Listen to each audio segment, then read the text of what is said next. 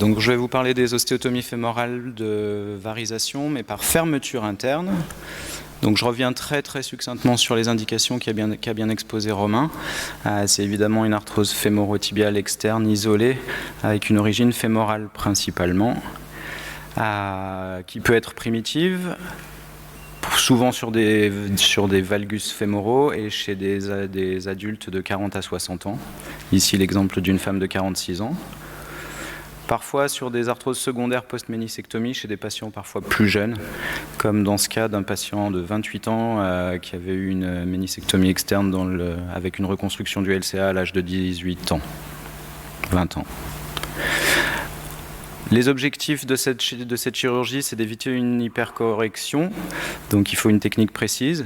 Il faut aussi avoir une consolidation osseuse la plus rapide possible, idéalement une mobilisation précoce, encore mieux la possibilité d'un appui, et si possible d'avoir un matériel qui ne soit pas trop inconfortable, on l'a évoqué tout à l'heure, en externe ça peut être un peu embêtant. Et l'objectif à terme, c'est de retourner au travail et éventuellement de recommencer les sports, même à impact, si c'est nécessaire.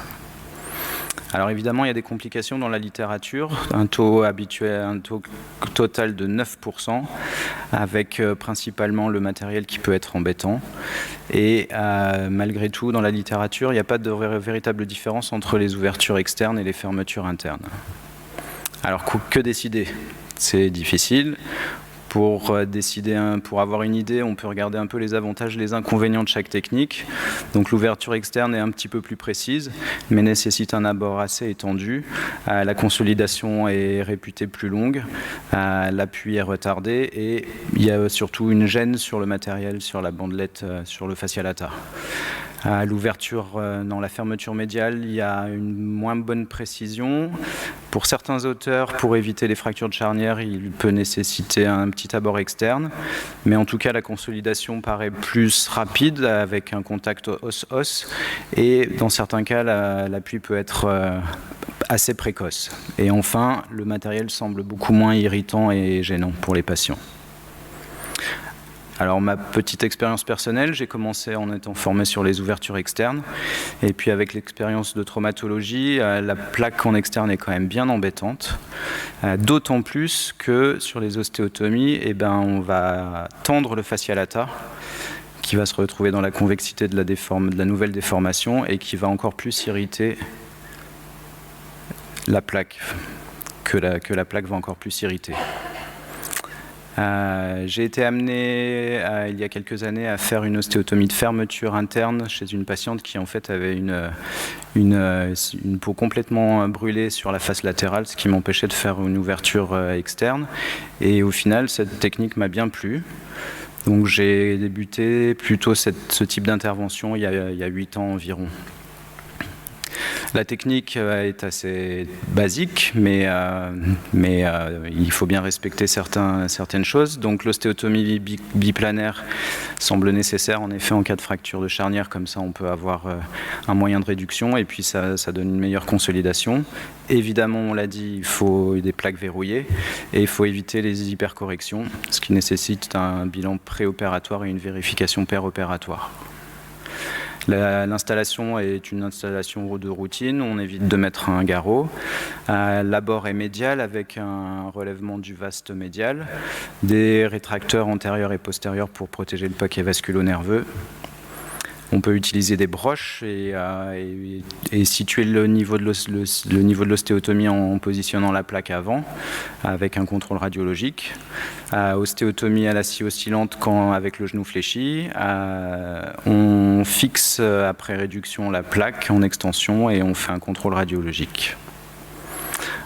Évidemment, il y a des outils qui peuvent être très intéressants comme la navigation ou les guides sur mesure. Je vous rapporte ici ma toute petite expérience personnelle. Alors c'est une indication rare, on l'a bien dit. 17 ostéotomies de fémorales pour 180 tibiales. Principalement des femmes d'un peu plus de 40 ans, avec 7 degrés de valgus préopératoire et un valgus post-opératoire de 1 degré à peu près. Les complications sont assez rares finalement. 2 cas de retard de consolidation, une infection superficielle, une vis qui a migré et avec le même patient qui a eu une perte de correction de 4 degrés. Pas de problème de thrombose veineuse profonde ni d'infection profonde, pas de raideur. Et pour l'instant, pas de réopération, hormis pour l'ablation du matériel. Les suites post-opératoires, j'utilise pas du tout d'attel. 2 béquilles pendant 8 semaines pour un appui soulagé, avec durant cette période une prévention des complications thromboemboliques par héparine de bas poids moléculaire et une mobilité passive et active d'emblée sans limitation. Au-delà des 2 mois, une reprise progressive de l'appui jusqu'à un appui complet à 3 mois post-opératoire. En moyenne, les patients ont repris leur travail à 5 mois post-opératoire et ils ont repris les sports à 7 mois post-opératoire, hormis pour la course à pied. Les plaques sont gênantes, mais moins qu'en externe, et généralement, je les retire à 18 mois post-opératoire. En conclusion, c'est des indications qui sont assez rares. La technique opératoire est stricte et doit être bien mesurée. Il faut bien expliquer aux patients les suites post-opératoires, mais au final, ça donne d'excellents résultats. Je vous remercie.